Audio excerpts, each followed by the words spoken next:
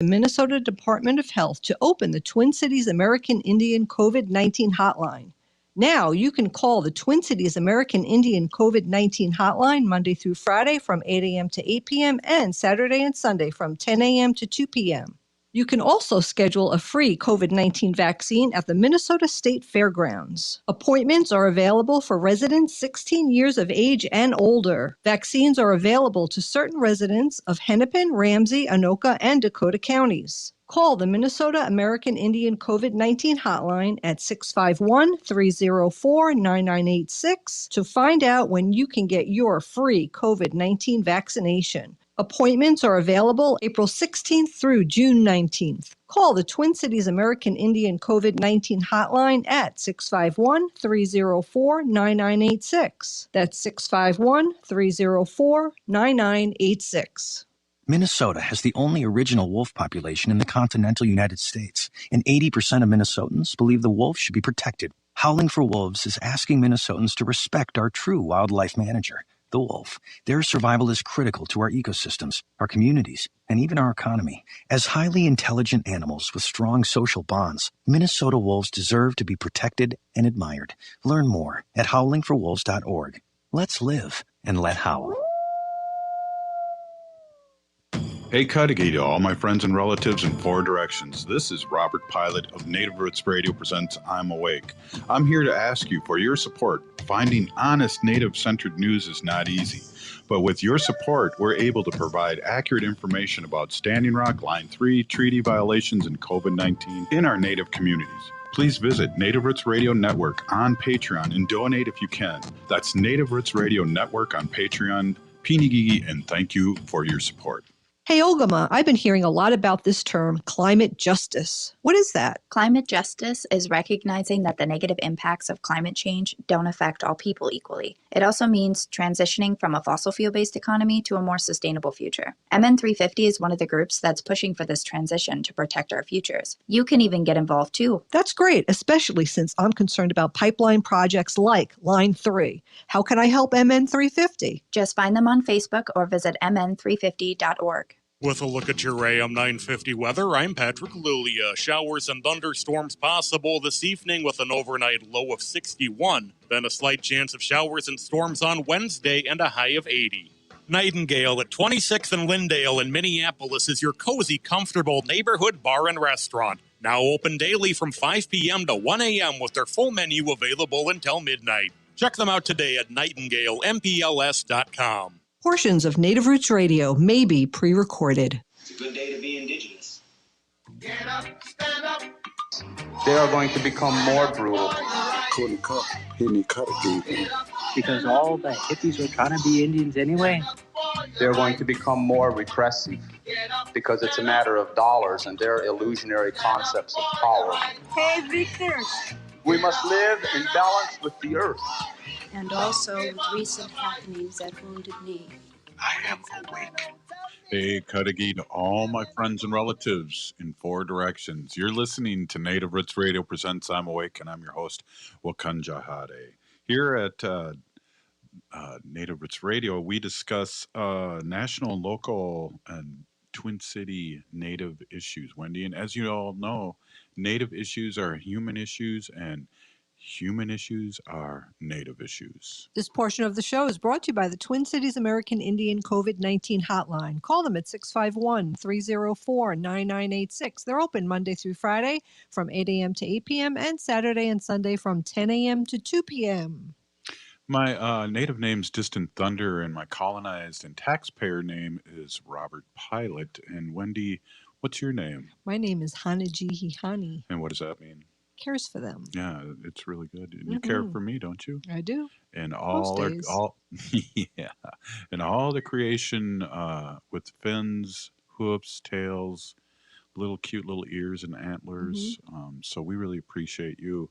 Also, we have Ogama on the show every day, and Ogama has the news, what's happening around Turtle Island, and a lot of updates. And I know we talk a lot about Line 3, but you know, nobody else is talking about it. So it's our job. Absolutely. To really put that out in the forefront of what's happening all over Turtle Island with Line 5 and Line 3. Today we have Nancy Beaulieu on, and also let me check my notes here because I have really good notes. We have Nathan Wright on later too. Mm-hmm. So we'll be talking pipelines today. And then Nathan Wright is from Michigan, right? Right, and he just had a great big event stopping Line 5 in Michigan, and we caught that and shared that all over our media pages. And again, that just gives me, we're on Facebook Live, and we're also on, we're in Wisconsin, Madison, Wisconsin, and in the Twin Cities, and all over the world via YouTube and Facebook. Yeah. So we just want to give a shout out to all the people that listen to us and watch us, especially here on Facebook. They have really nice comments to say. And when we're on the radio, we can't hear the comments. And then when I start hearing it, that's when you call the hospital for me to straighten some things out. But hey, why don't we go right to Ogama right away here and let's get the news. Welcome, Ogama. Hi, Anim Buju, Robert, and Wendy. I'm Ogama Ganuakwe, and I am enrolled at Red Lake Nation in northern Minnesota. My name means Strong Golden Eagle Woman, since we told everybody what our names mean today. If you did not know that, that's what it means. As always, I want to start off with some news on upcoming events surrounding the pipelines, most notably Line 3 in northern Minnesota. This afternoon was the National Call of Action and Info Call for the Treaty People Gathering, which is set for June 5th through 8th in northern Minnesota. If you have not yet signed up to attend the Treaty People Gathering in northern Minnesota, you can sign up at treatypeoplegathering.com. There is a form to fill out to help with the logistics of the event. This means that if you show up and you haven't signed up, there may not be enough food or camping space reserved for you. I'm sure everybody will do their best to accommodate you, but things just go much more smoothly if you can fill out that form. The time is now to rise, protect, and stop Line 3, as the event says. Make sure to go to treatypeoplegathering.com and sign up. If you are in northern Minnesota, on Wednesday from 3:30 to 4:30 p.m. is the Wednesdays for Waters dance at the Paul and Babe in Bemidji. Thursdays in Bacchus from 6 p.m. to 7:30 p.m. is Thirsty Third Thursday in Bacchus, and that's on Front Street North in Bacchus, Minnesota. I believe it's right off of the Paul Bunyan biking trail there, and that is a really fun event where they get people together. And I know they were doing like a water quality kind of taste testing event for water. You bring some water from home, and they help test the quality by a judge of people which water tastes best. Another really cool event that's coming up is tomorrow. The Indigenous Peoples Power Project, also known as IP3, is hosting Creative Resistance Training tomorrow at 5:30 p.m. Pacific Time, which is 7:30 p.m. for us here Central Time. It is an online event, and they will discuss messaging, design, and art practice. You can find the Zoom link at the IP3 website or on Native Roots Radio's Facebook page. We did share that just this afternoon. In other news around Indian country, the American Civil Liberties Union, or ACLU, and the Native Americans Rights Fund filed a lawsuit yesterday stating that 2 new election laws in Montana are unconstitutional infringements on Native Americans' right to vote. Montana legislators created 2 new laws this spring, HB 176 and HB 530. One eliminates same-day voter restriction, and the other restricts ballot collection. The lawsuit was put forth by the Native American Rights Fund and the ACLU, along with other tribes, and they argue that the voting laws changes in Montana unfairly discriminate against Native people. Montana's Native population is estimated at 6.5% of the total state population. That's a really significant population to be disenfranchising through voter rights. And when we talk about pipelines, when we talk about those kinds of things that you're not hearing in other places, one of those things that we talk about a lot is voting and getting Natives out to vote, right, Robert? Yeah, definitely. And we'll be swinging back into that very soon. Yes. Every 2 years, right? Every 2 years. Yep, we go through it every 2 years. So the other thing that happened just today is the International Energy Agency said that investment in new fossil fuel supply projects must immediately cease if the world is going to slash net carbon emissions to zero by 2050. The IEA report said that hitting the net zero target would require rapid acceleration of wind and solar capacity. and a halt in sales of combustion engine cars by 2035. According to the IEA, reaching net zero emissions is crucial in limiting the rise in global temperatures to the 1.5 degrees Celsius above pre-industrial levels. We've all heard about that. That was the agreement that was laid out during the 2015 Paris Climate Accord.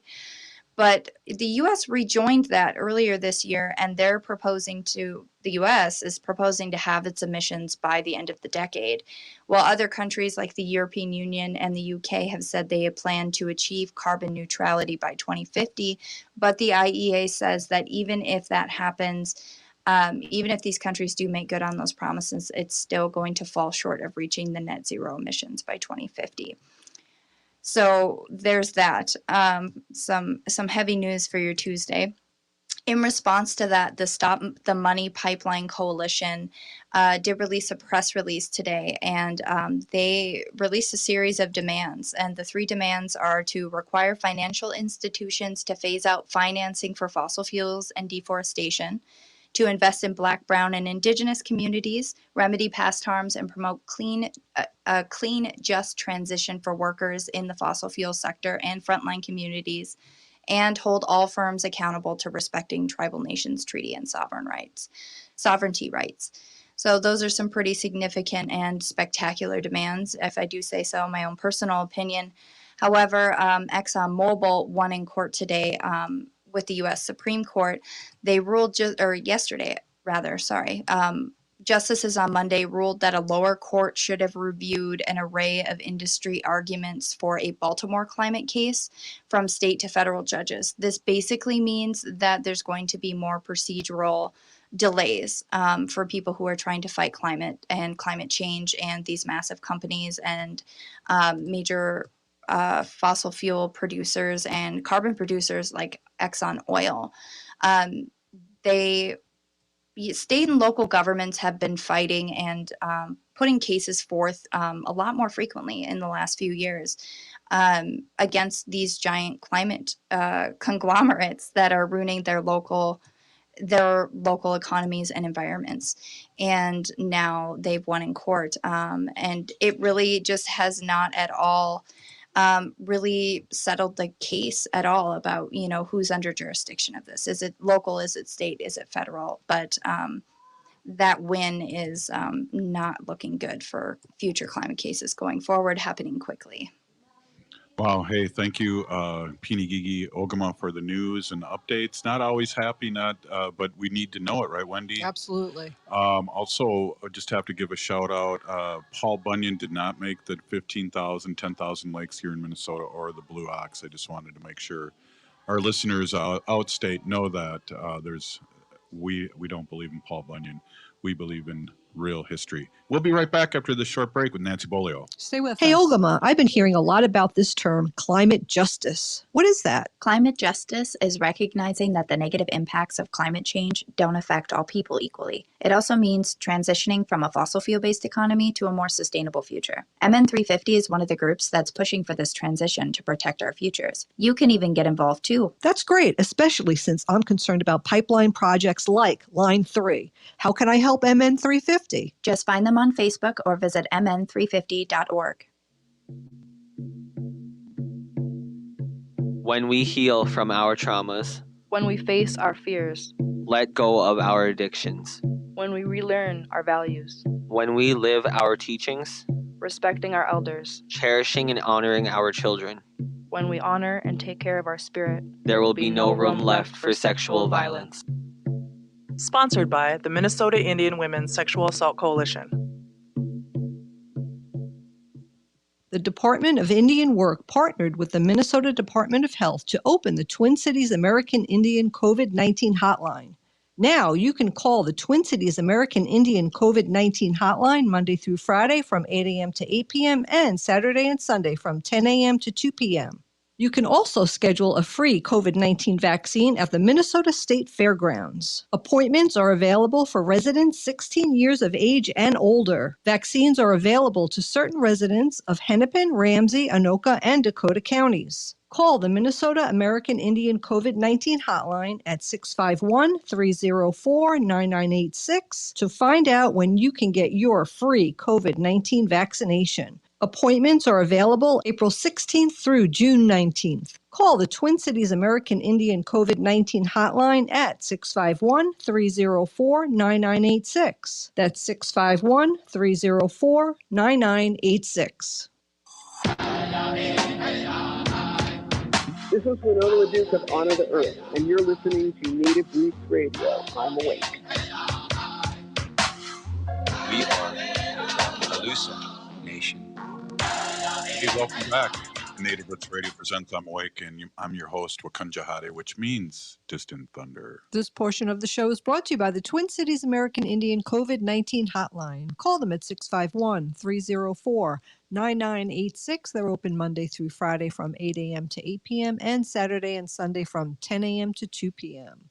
Wow, before we get Nancy Beaulieu of Bimi'ji 350 and Rise Coalition, I just got to read what someone just put up on our Facebook. The IEA report that I heard also included a solution that no new mine or drilling, etc., can continue to be planned. And I think that is a really, really good for our purpose. Stop Line 3, and of course, free Leonard Peltier. We say that at the end of the show every day. Right. Yeah. It seems like every week, but it is every day. It's every day. for that shout out.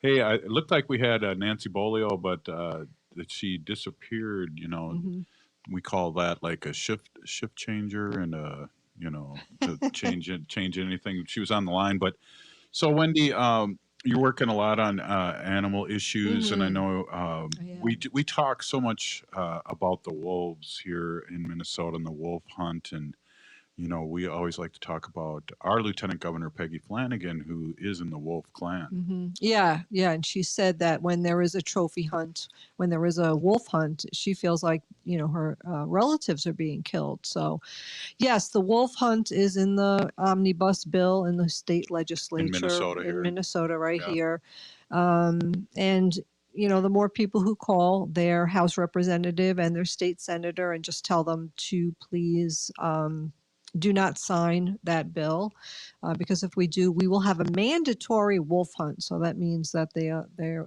will have to be a wolf hunt. Unfortunately, there's a lot of people who want to kill them, but we want to keep them safe. And like the Howling Wolves commercial, who they sponsor us, always say that 80% of Minnesotans want to keep the wolf for future generations, and that we need to live with them side by side, and there's humane ways to deter them. So Howling for Wolves and the Humane Society of the United States both have money earmarked for that specific purpose, to give to a rancher or farmer who have cattle on their land, and they can take this money and use it to make humane, non-lethal deterrents to keep the wolves at bay and not kill their animals. So I know, and it is even when the wolves do kill a calf or an animal on a farm, it is a very, very small percentage. It's rare. And I remember when we first started Native Roots Radio, when we were on just an hour on Saturdays, we talked about there's funding for these ranchers and farmers to get non-lethal things to send these wolves away, whether it's a loud noise or whatever. Yeah, they have sound makers, they have flags that flap in the wind, and they have all kinds of things that will deter the wolf. So let's look into that. Not you and I, but people that are worried about their farms or their livestock or whatever. Wolves are part of our heritage and who we are. And when we put a price over things, Wendy, that a tree costs more cut down than it does growing. Do you know what I mean? It's worth more to this.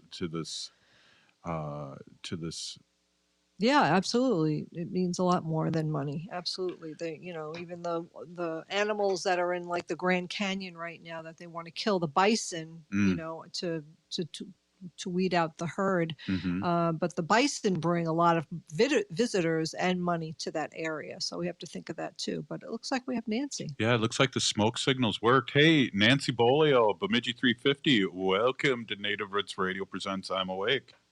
Well, bonjour.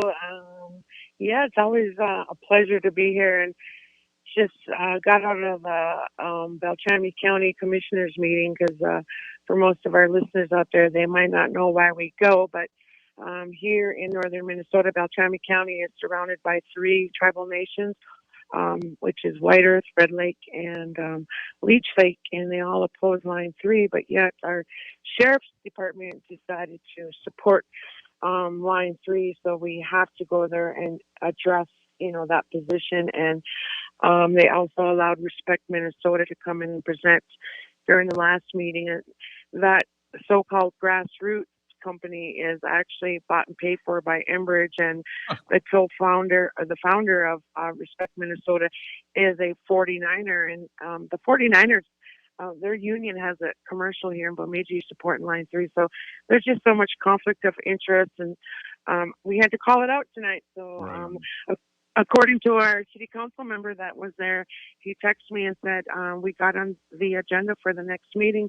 So we're going to put a no Line 3 presentation together and why treaties matter. So I think it's important, to vote for like-minded relatives and allies in these positions, because that majority vote is always going to rule against us. So again, if you're considering, stepping it up, we're going to be asking people to run for office, and we want to help groom them in a good way. Like, what does it take to run a campaign? All those good things, Robert. So we're here to support them through our Rock the Vote efforts, and I just want that to be known. And it is kind of busy right now. Ginyu Collective is actually hosting a live stream on Facebook on the Treaty People gathering that is scheduled to take place from June 5th through the 8th. And our message is that we're all treaty people, and we're so lucky that we're going to have delegates across from Turtle Island arrive in Minnesota and to literally stand in solidarity with us. And if you want to find out more ways to get involved, that is actually already live streaming, and it started at 6, and we had Don Goodwin of the White Earth Wild Rice camp, and then we have Tara Hauska, Ginyu Collective. There's Tasha Martineau from Camp McGizzy, and then I think, I can't remember right, but I'm pretty sure it's Tanya Abed out of Palisade.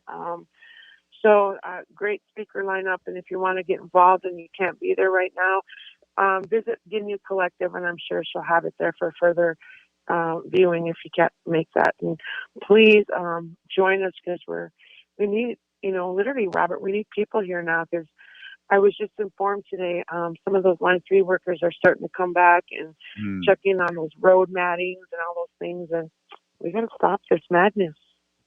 So at 6 o'clock, what day is that again? They're actually doing it right now. There's so much going on. We'll send them over after our show. Right. Ginyu Collective on Facebook is where you're going to find that. And I also want to give a shout out to Shanae Matson. She lives in Aiken County. She's one of our non-native allies who has given her heart and soul to this resistance. And her and a couple other water protectors are out on a ride. And that ride is, you can follow them at #Ride for the Rivers. And Simone Sinagos of the Indigenous Environmental Network and myself will be joining tomorrow, and we're going to start with them at the Clearwater River, which is the new Line 3 corridor. And, like they mentioned before, this is a replacement project. It's not. It's actually a new corridor, putting many of our beautiful waterways in danger. So I encourage you guys to follow them at, again, #Ride for the Rivers. And, sad news is her and Alex got citations yesterday because the Half-Cass County posted up at the Big Swamp River and waterways along the way. And these are public lands, but, Enbridge has so much clout that they have our police being oil mercenaries, preventing us from accessing these public waterways, and so they got citations. Yep, just like Standing Rock. I mean, we had a military, police militarized all over the world came, or all over the United States came. I remember there were people from Wyoming and well, Minneapolis. You know, we had the Hennepin County Sheriff at the time send up troops, and so it's the same thing. And I mean, it was the same thing in the Black Hills. I mean, you look at our history, and when we were fighting the uranium taken out of the Black Hills, it was the same thing: militarized police. Right. And Robert, you want to tell them the story how Sheriff Hutchinson won his race? Yeah, I can do that really quick, and Wendy can join in too. So we had a guest on really quick, and a lot of people take credit for the Hutch because it was such a small victory. But what we did was we had him on the show. We had Harry Hand wanted to know how one of the most progressive counties in the United States has an Indian fighter for a sheriff, and so that could put us on red alert. We found out Hutch was running. We had him on the show about 6 times, and then we had him on the show almost every week. And then we supported him, and then he was getting out in the Native community, which is big in Minneapolis. And also then MN 350 endorsed him, and they did over 35,000 texts and 3,000 calls, Wendy and Nancy, the 2 days before the election, and he won by 2,000 votes. Right. So that's why it's important that we run for office and support our like-minded candidates. And, I was one of those text bankers in northern Minnesota supporting that campaign, and I never text banked so fast my whole life. But, that's what we do at Minnesota 350 Action is we support our relatives who run for office and our like-minded candidates, and we work really hard to, for those campaigns to win. And, so when you're thinking about elections, it's not just about our mayors and our House reps or our senators. It's also the sheriff that matters too. So we need to be informed.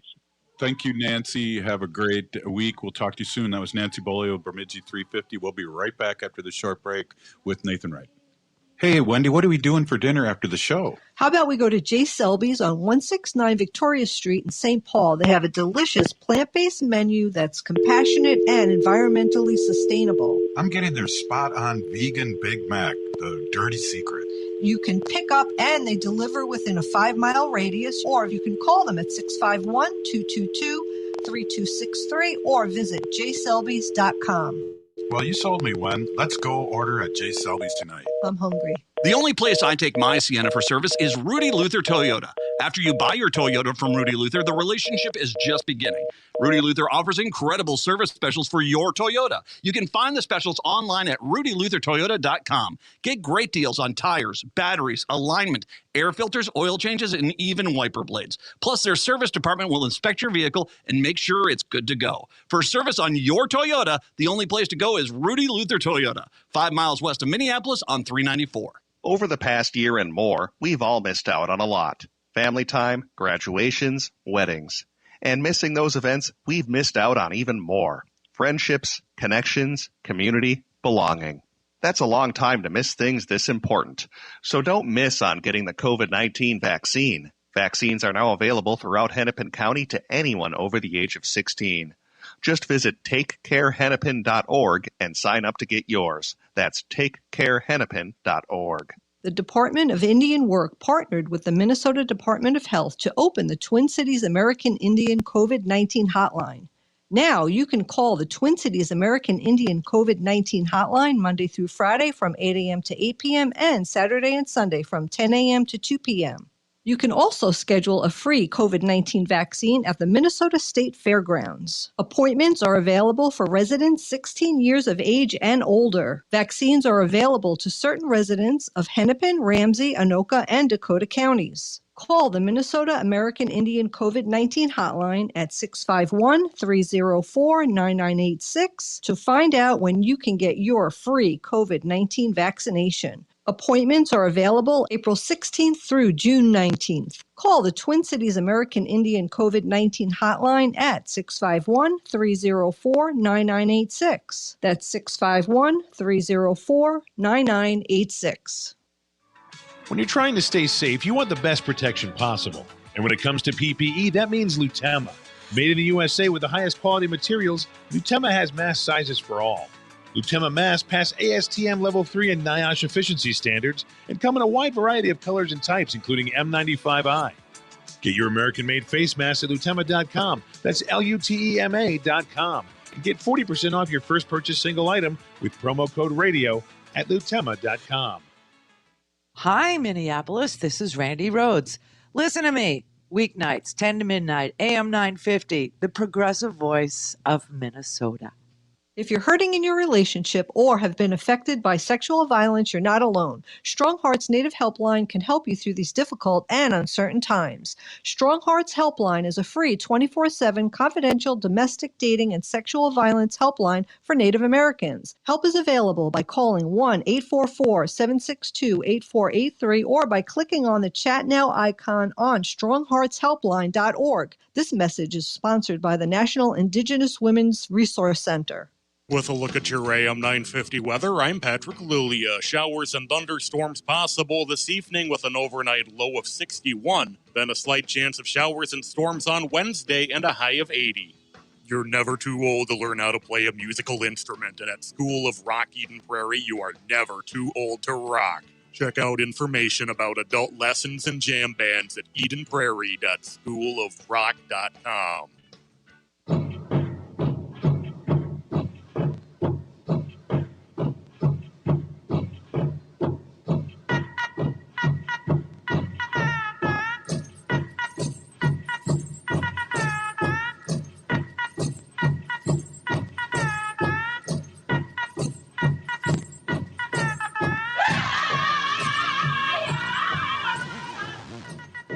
Hey, welcome to Native Roots Radio Presents I'm Awake, and I'm your host, Wakanja Hade. This portion of the show is brought to you by MN350, a grassroots organization fighting for climate justice, and the Minnesota Indian Women's Sexual Assault Coalition. Great organizations. Yeah. And thank you for your support over the years, Mhm. definitely. Hey, we got an update with, we're talking to Nathan Wright, and he's a water protector, founder of MackinawOde, a Heart of the Turtle, and Stop Line 5 in Michigan. Wow, we are really excited to have you on here, and were excited to watch you in action this week. Can you fill us in, or some of our audience in Wisconsin and Chicago? What just happened this last week, this beautiful thing that you had going on? Oh, absolutely. So on May 12th and May 13th, we had an eviction notice for Enbridge. That was midnight May 12th was when they were supposed to shut down and get out because the governor had ordered them to. They decided to defy it and remain open, and there's some legal battles, which we'll talk about here in a moment. So on May 13th, we got together a lot of indigenous people, people from Line 3, people across the country, and we marched through Mackinac City with our dancers, our jingle dress dancers, our Eagle staffs, all in front, and it was a beautiful sight to see. They went through Mackinac City, went all the way up to Magopan Point, where we delivered a ceremonial eviction notice and put it on there. And while we were there, it was really funny because two men in a truck, I don't know if you guys have that in Minnesota. I think it's a nationwide business. They happened to drive through our crowd, and everyone was like, yeah, move them out, and it just was a funny moment. That was perfect. It's like, move them out. Everyone's like, yeah, get them out, and it just happened right in the middle of the press conference, right when we were doing it. So we all went down. We did a couple ceremonies. We did the jingle dress dancers, and then we did the water ceremony, and then we went out there to these big boulders, grandfathers, and did a ceremony, trying to bring back a ceremony to the water, Mishipishu, and that. And there's more details elsewhere on MackinawOde about that. But it was really a lot of love, a lot of unity, and we had the most people there, 500, than we've ever had at any previous water protection event. And well received, lots of just nothing but great praise. We had the Little Traverse Bay Band, our tribe here locally, that was in full support of us. A lot of their people were there. Whitney Gravel from Bay Mills, the chairman, Regina from Little Traverse Bay Band was there as well. Winona, of course, spoke. She did an awesome job. She had always great to hear her. Jim Northrup came down from Minnesota. Nathan Phillips was there. It was really great. So everyone's already asking, like, when are we going to do the next one? So everyone's ready to do that. And we're planning something in September, but we also might have 2 other events that we're working on that have to do with the run to shut down Line 5, which is something MackinawOde is putting together with some other groups, which are going to include bikers, runners, bikers, paddleboards, walkers, kayakers, canoes, and we're going to end up in Lansing maybe end of July or August. That's in the early stages. So widely received, lots of people happy. Thank you all the frontliners that came down to hang out with us. And we look forward to joining forces again on maybe some issues that are happening there as well in Minnesota. So very great experience. Awesome. Yes. Well, Wendy knows I had FOMO and I wanted to be out there in a bad way, but I had to teach and do things like that. I was even looking for flights out there. Yeah, exactly. But you guys handled it well without me, and I was really impressed with all the work that you did. Nathan, you were a great leader of your people out there, and we watched the live streams. Thank you. So did Enbridge stop doing what they're doing? No, they didn't stop the pipeline, of course, because they have legal action, and we could go into that now and talk a little bit about that. So basically, we have 2 separate issues going on. One, we have the oil pipeline, and then the other issue is the tunnel. So on the oil pipeline, our Attorney General, Diana Nessel, basically sued Enbridge, and Enbridge wanted to move that to federal court. And any type of case like this, anyone could ask that it go to federal court. It's just kind of almost like a mechanism to try to delay things. But the state wanted to demand that it come back to state court. So they're doing what's called a remand. Enbridge tried to do what's called there's some legal talk here, but I'll try to explain it. Enbridge filed motions for what's called a summary dismissal, just to basically dismiss the case. But the judge that's handling it, I believe, Neff, I might have the name wrong, but she's hearing the case for remanding it to state, which means to keep it here in the state. The briefs are due June 2nd. Now, at that time, she could either request oral arguments from either side or just look at the documents that have been submitted to make that decision. So most legal scholars believe that it's going to remain in state court, not go to federal court, which is what we want. So the decision will probably be made around late June or early July. So Enbridge could appeal that decision and it could remain in court for quite some time. So like another year or so. And during this time, if the state does win, they could file an injunction to shut down the pipeline. So they could do a separate filing at that point to shut down the pipeline, which is good. So the ultimate fate of this part of it, the pipeline part of it, could end up in the Michigan Supreme Court, but many legal scholars don't think that's going to happen. A lot of legal scholars are believing that Michigan is going to win in that case. Wow. So basically, that means all the legal battles will happen here in Michigan, not in federal. So that's the pipeline. So on the tunnel, there's 3 different things going on, 3 different processes. One is permit issues, which was done by Eagle. That's a Michigan department, the environmental something, but they are basically our environmental group in Michigan that issues permits for these types of things. So Bay Mills has contested, the Bay Mills tribe has contested that Eagle did not properly evaluate or contest the case. Like a court case, this goes, instead of in court, it goes before an administrative law judge. So it's not really in court, but it's in their administrative case. So if Bay Mills loses, then Bay Mills could file to go into court. And then the other group that's part of the tunnel process is the Michigan Public Service. They have to approve what's called pipeline siting. They won't hear arguments on that until January, and the decision on that won't be till spring. So the ruling on what parties could argue on, ruling on what parties can argue on. So our side can make climate change arguments. So during this part of it, our side, we were allowed to make climate change arguments, which is good because we could cite many things in this particular process to win. So finally,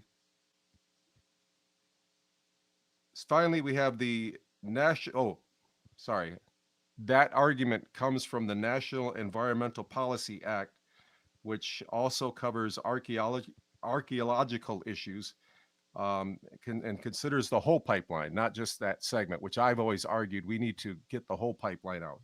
So that's good. Mm-hmm. So Enbridge has to win all three of these cases in order for them to be good. Michigan only has to win one. If they win one, then the tunnel is stopped. That's what I'm trying to say. It's a little complicated, a lot of court stuff, but in a nutshell, and the time that we got to explain it, that's it. I could maybe put some more details down on the MackinawOde to explain things a little further.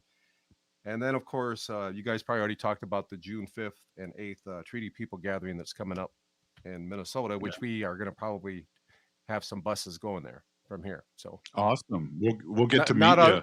Not us, but some grassroots group. So yeah, we might be participating. Right on. We'll be up there. That's a big thing happening up here. Hey, one of the things that I wanted to just bring up too, for me, Nathan, it's kind of disappointing when you read stuff out there that Susan Rice has all this stock in Enbridge and and Keystone Pipeline, and she's making decisions federally for or against us. It always just kind of rubs me the wrong way. What's your feeling on that? Well, yeah, of course, that's ridiculous. That's even allowed to occur. But what are the avenues that we could take to prevent that from happening? It's call it out. Yeah, I mean, that's all we can do.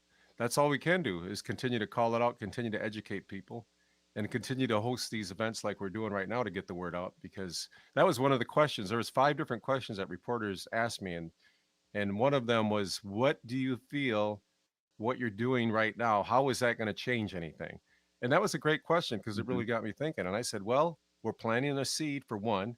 We're getting more people to witness our traditions and culture and maybe think about it. Like, I didn't know that was a sacred area of theirs. And it allowed for more discussion to take place. We actually had an infiltrator. And the way our elder handled this, our elder handled it perfectly. So one was taking pictures in camo, and he got scared away.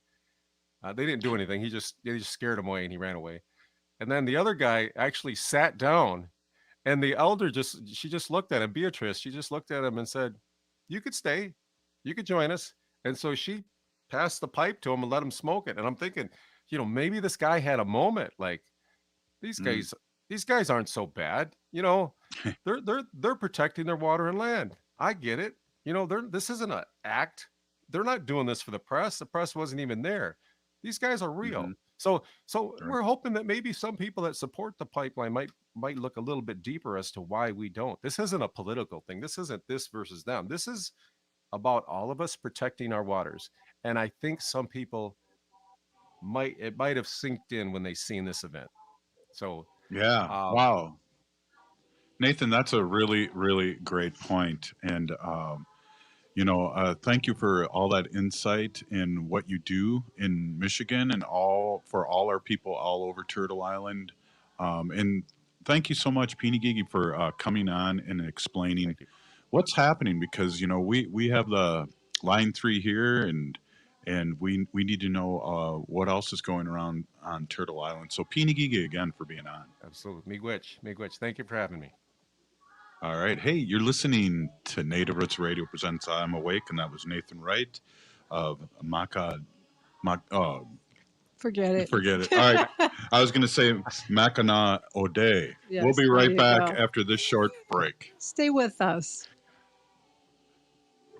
Hey, Ogama, I've been hearing a lot about this term, climate justice. What is that? Climate justice is recognizing that the negative impacts of climate change don't affect all people equally. It also means transitioning from a fossil fuel-based economy to a more sustainable future. MN350 is one of the groups that's pushing for this transition to protect our futures. You can even get involved too. That's great, especially since I'm concerned about pipeline projects like Line 3. How can I help MN350? Just find them on Facebook or visit mn350.org.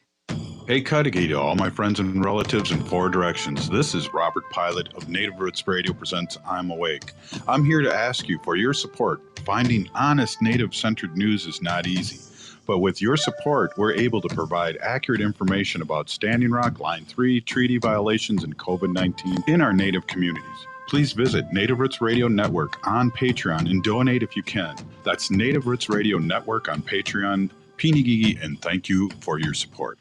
Minnesota has the only original wolf population in the continental United States, and 80% of Minnesotans believe the wolf should be protected. Howling for Wolves is asking Minnesotans to respect our true wildlife manager, the wolf. Their survival is critical to our ecosystems, our communities, and even our economy. As highly intelligent animals with strong social bonds, Minnesota wolves deserve to be protected and admired. Learn more at howlingforwolves.org.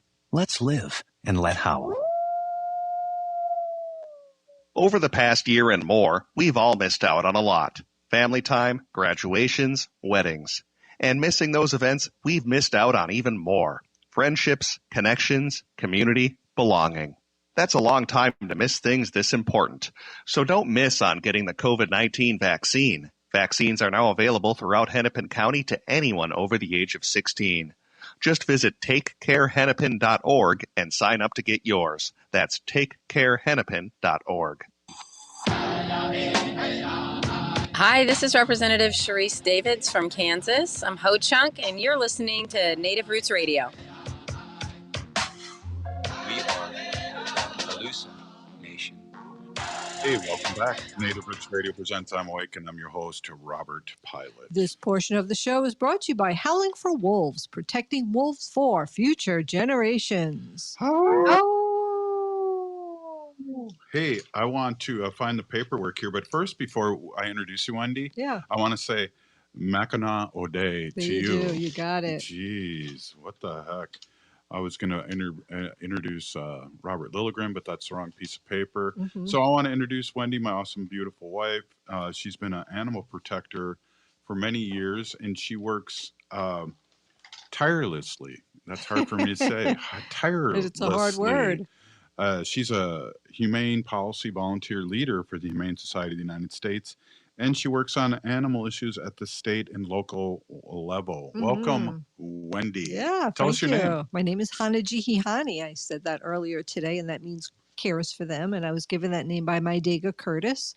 So as always, Curtis, thank you so much for that name. So yeah, this is the Sacred Animal segment of the show, and I talk about all kinds of animals, everything big and small. So I just wanted to talk today about, the springtime, early summer now, and we're seeing a lot of baby animals, right? Baby birds and baby animals. And I just wanted to kind of bring that up because a lot of times if you see a little animal and it's not with its mother, you don't really know what to do, right? So sometimes you can cause more harm than good and you don't really know what to do. Adopt them. Yeah, exactly. I know I'd adopt them all. But I know like a couple of years ago, we had baby squirrels in our yard and they were crying and crying and crying. And I was like, okay, what do I do? I didn't want to just assume what to do. I mean, I would just, go get them, bring them in the house and treat them like a baby. But, I didn't do that. But I looked up online what to do. And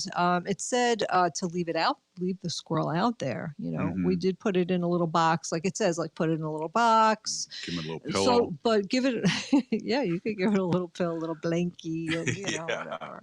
A sacred blankie. Yeah, but leave it, leave the box open so that the mother squirrel could come and get the baby, bring it back up to its nest, and you shouldn't leave it there more than 24 hours, but, at least give mom a chance to come and get the squirrel. But there wasn't any way that this mother was coming to get the squirrel. It cried for literally 24 hours straight. And I didn't, What is that called when the mother rejects the baby? Rejects the baby. Oh. I think it's just called rejects the baby. Wow.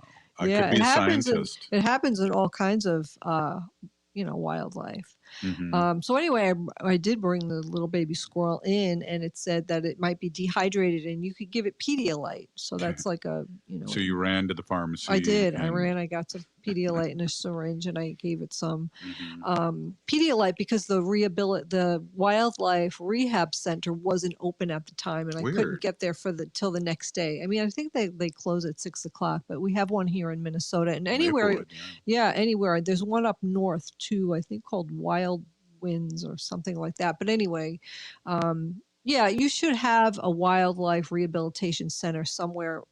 Hopefully where you live, Mhm. you could just look it up and Google it. We have one here in Roseville, Minnesota, and we've brought so many animals in. But it was 3 squirrels that year that we found. You found? Yeah. Because one of them wasn't on our deck. The one of them you could hear. It was in on the side of the house. Yeah. And again, each time I left them out there to give Mom a chance to come, but they didn't come. But what about what I really wanted to talk about today? I wanted to talk about baby birds. So, we saw last year, remember, a baby bird down at the end of the road at our neighbor's house, and we didn't know what to do, but we just left it there, and the next day we found it. God, It was passed I away. blacked that. Yeah. We should have took that one. Right, but here's the thing. According to Autobahn, when you should and should not rescue a baby, and this article is written by Benji Jones, and he really says that when he was in the 3rd grade, his teacher found a baby bird in the schoolyard and brought it into the class and asked, who wants to bring it home and take care of it. So he said he would do it. And I think this might have been a while ago because I think teachers now would have looked up to see really what to do. But days later, they realized it was a European starling, and this guy who wrote the article, Benji Jones, named the bird Blugo, but he doesn't remember why he did that. But anyway, he named it Blugo. How long did the bird live? He doesn't say how long the bird lived, but it really helped him to understand why he wanted to be a wildlife rescuer, right? And it started early on. But Blugo was not a bird that was just born. The pink ones, they look like little aliens. Those ones you really have to help. And I'm going to read a little about the that. one we saw. That one had little feathers on it. That one had looked like an feathers. alien It's to called me. a fledgling, and they have feathers on them, and we should just really leave those. 80% of the birds that come in the wildlife rehabilitation center basically have been kidnapped. Says Melanie Furr. She's the education director at the Atlanta Audubon Society and a licensed volunteer at the Atlanta Wild Animal Rescue Effort. But we need to take those birds back because what happens is if they're fledglings, that means that they have their feathers and that they're learning to be birds. Like the mother and dad birds should be around, like watching them.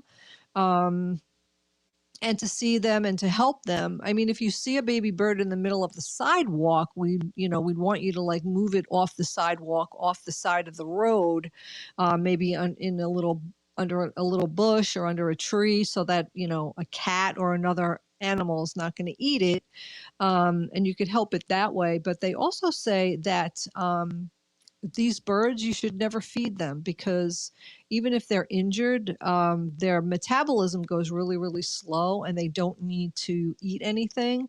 And that the Wildlife Rehabilitation Center says that they get so many birds in that people try to feed that they have fluid in their lungs. Like the stuff that they feed them is in their lungs. So nestlings, it's called nestlings, on the other hand, are almost always in need of rescue. Those are the little birds that I just talked about that have no feathers and who are pink and look like aliens. So those birds definitely need help. So when you come across a baby bird, first determine its age.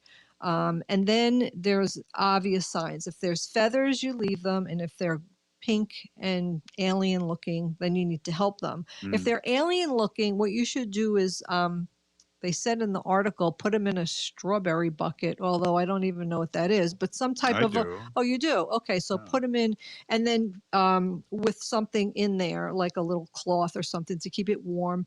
And they said, like, nail it up high in the tree. If you could see where the bird came from, like if it fell out of the nest, like put it up in the tree in a box or something that you could nail up to the tree as high as you can, so that the mother bird will come and get the baby bird and just check on it.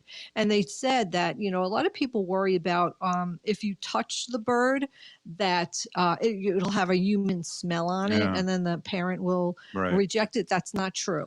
That's an not old true. wives' That is tale. not true. So you could go ahead and pick it up. You could help I think our parents just said that so we wouldn't pick it up and take it home and have a baby squirrel for the next 10 years. If it has feathers, leave it there, but make sure it's safe.